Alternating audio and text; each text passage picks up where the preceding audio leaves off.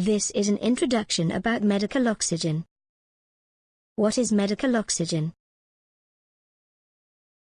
Medical oxygen is oxygen produced under rigorous standards to meet the criteria for use in patients as a drug.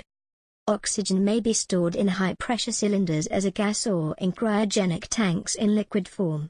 These cylinders and tanks are part of hospitals' facilities. Did you know that the air that we breathe is composed of approximately 78% of nitrogen, 21% of oxygen and traces of argon, neon, helium, nitrous oxide, hydrogen and carbon dioxide? We need to breathe air with at least 21% of oxygen to keep our cells alive. Oxygen is a fundamental element to produce energy in our body. How is medical oxygen produced? Oxygen industrial production dates from late 19th century. Oxygen is produced from the distillation of atmospheric air in large industrial facilities. The hospitals receive the oxygen from trucks which deliver oxygen in liquid form to fill the tanks.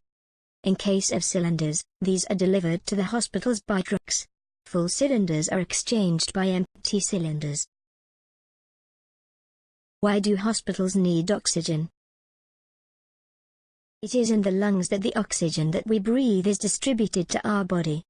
Depending on the disease, some patients cannot breathe properly. Their lungs need help from an artificial source to provide oxygen to the body tissues.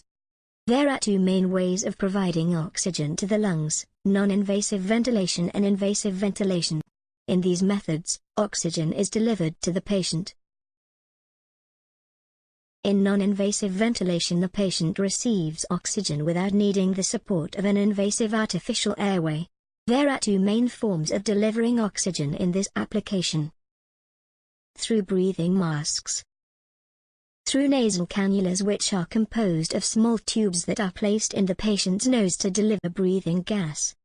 Oxygen is also applied in other treatments, to deliver drugs via inhalation and anesthesia. Invasive ventilation refers to a method of mechanical ventilation which requires the use of an artificial invasive airway.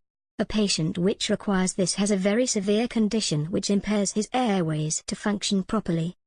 The invasive tubes may be inserted through the mouth, nose or the skin. An endotracheal tube is an example of tube used for this application. Oxygen is what keeps a hospital running day to day.